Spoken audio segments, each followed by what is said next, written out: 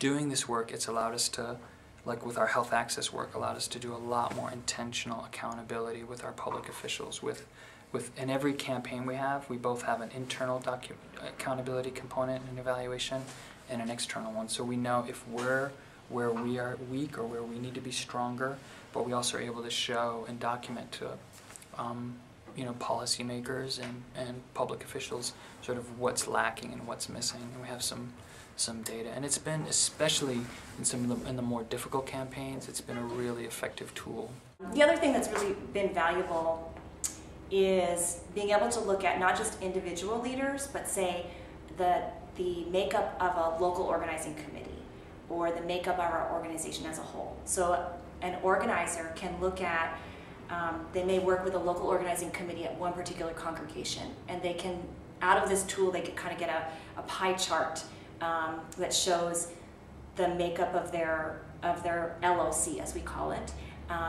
And if they see that their pie chart is out of balance, wow, we have a lot of leaders who've been involved for a long time and we don't have very many new people coming in.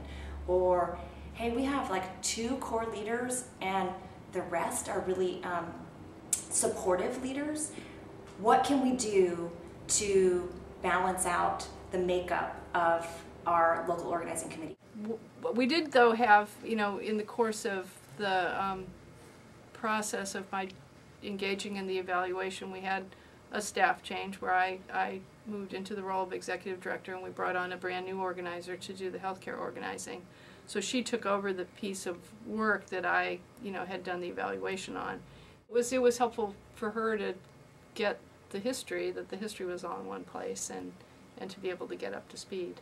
And we've even incorporated data and as an evaluation as part of our organizing strategy, right? Like we're a part of our demands now in public are, we want you to have, we want to have a data recording system that you're going to report on every month. So part of what's allowed us, I think, to escalate our bank accountability campaign was getting the Treasury to release the performance of banks by bank, right, under the HAMP program. So that didn't exist, and part of it was just an internal revolution for us, but being able to go back to the Treasury and say, no, we want to have this data broken out in a much more specific way so we can evaluate progress towards goals. Just doing simple things like that was powerful, and we've done the same thing with like school districts and with our county board of supervisors and with local city councils, where we're able to use data in a much more effective way. We thought we had done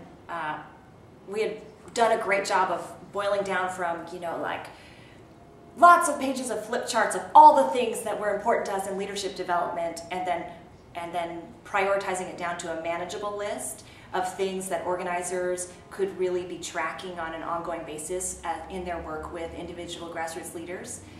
But then we discovered when we implemented that, while it was a shorter list than what we started out with, it still was too much for organizers to really be able to track and document on an ongoing basis. So we've gone through stages now of starting out with the longer lists down to a shorter list, and then really now going, okay, people, let's be real.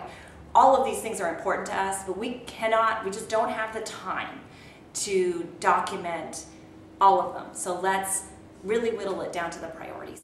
The parts that fit naturally into the pattern of the organization, that's easy. We can, incorporate those more, kind of consciously and intentionally.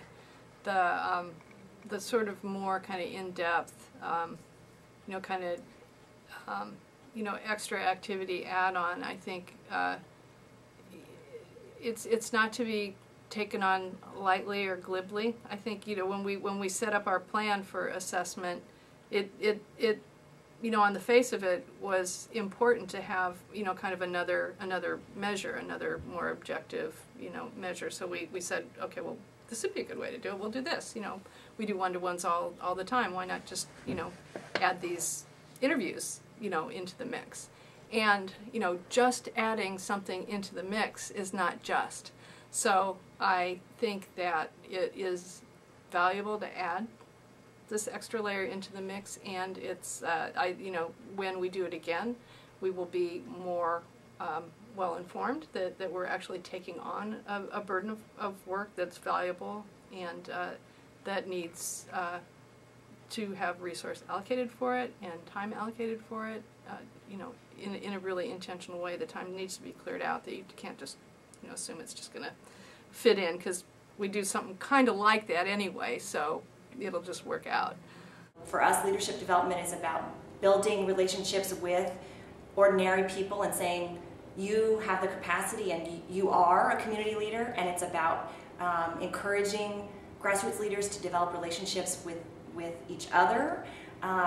So there was this tension of us, our staff, community organizers saying, well, how can we insert this sort of like, almost like medical model of, you know, assessment into this relational context. So that was a really, that was a big challenge, and it was a really important thing for us to wrestle with. The two things that were hardest was initially like carving out the thinking time, and I think this is a problem for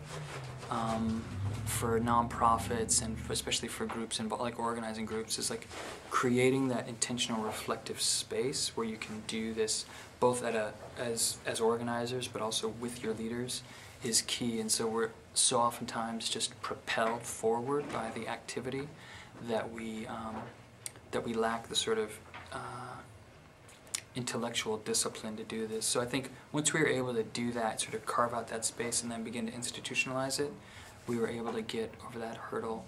And then I think the other thing is just like the data collection, like consistently doing that and like keeping it and like just like paying attention to those details are key. And so we have, like you can see in our staff meetings, like people, like we're just like, people have their laptops everywhere and are like just like constantly documenting stuff so we can just stay on top of it so that we don't lose track. We're still struggling with how do we make those moments, those aha moments of like, wow, this is really useful to me. How do we make those happen more frequently and more consistently?